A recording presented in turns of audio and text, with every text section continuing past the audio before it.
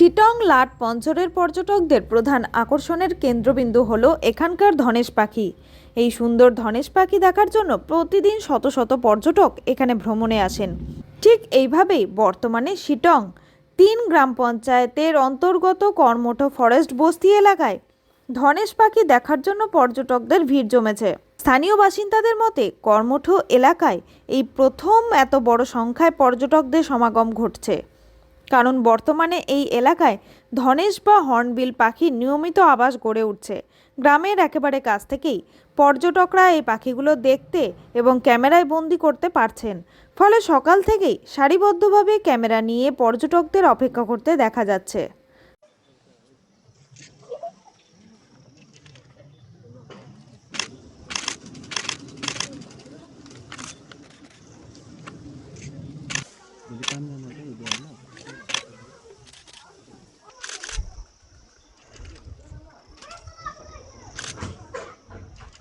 ভয় টিভি, শিটং।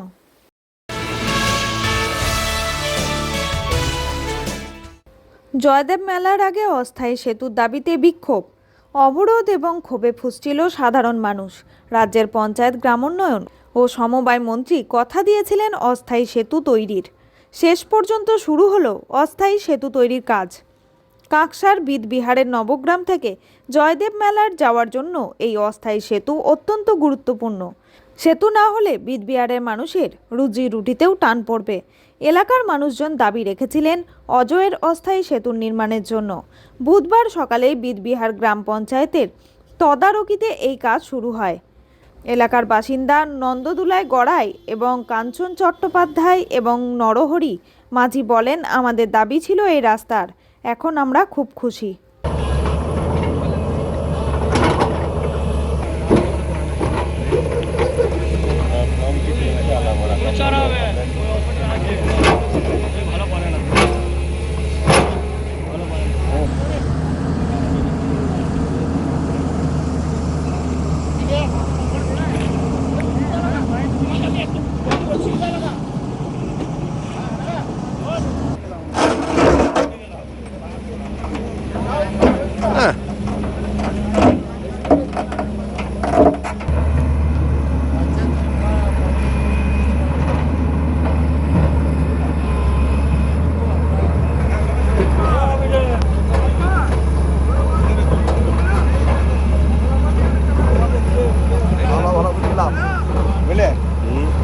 ভয় টিভি, জয়দেব।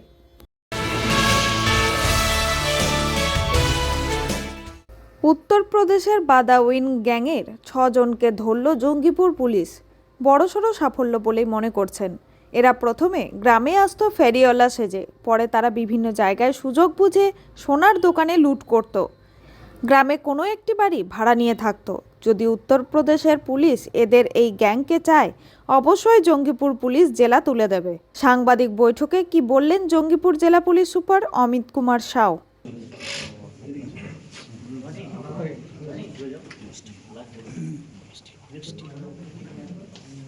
এই আমাদের ফেসবুক লাইভে ছিল কোথায়?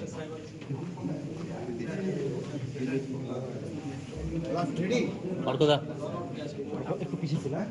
হ্যাঁ আমাদের ঠিক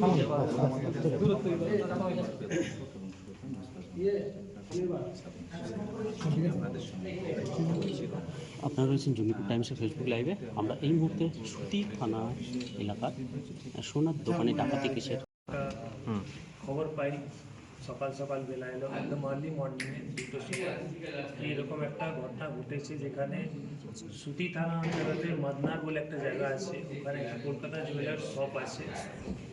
ওখানে একটা ডাকাইতি মতন হয়েছে।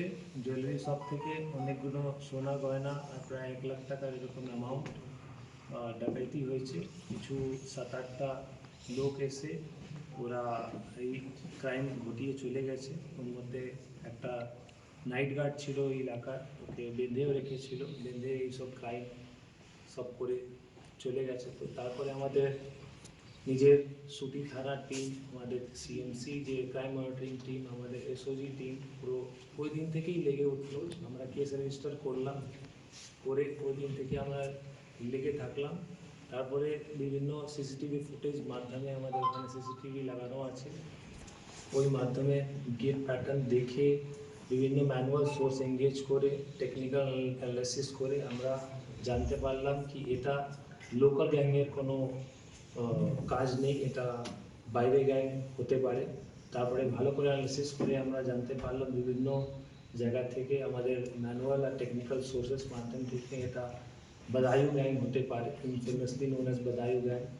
তো তারপরে আমরা ভালো করে তদন্ত করলে আমরা যখন কনফার্ম হতে পারলাম, তারপরে আমরা টিম নিজে নিজে সাজালাম।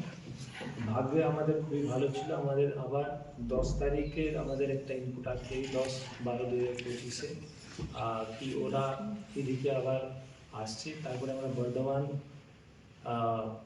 থানার হেল্প নিয়ে, রেলওয়ে স্টেশন হেল্প নিয়ে ওখান থেকে আমরা এদেরকে অ্যারেস্ট করলাম। 6 জনকে আমরা টোটাল অ্যারেস্ট করেছি।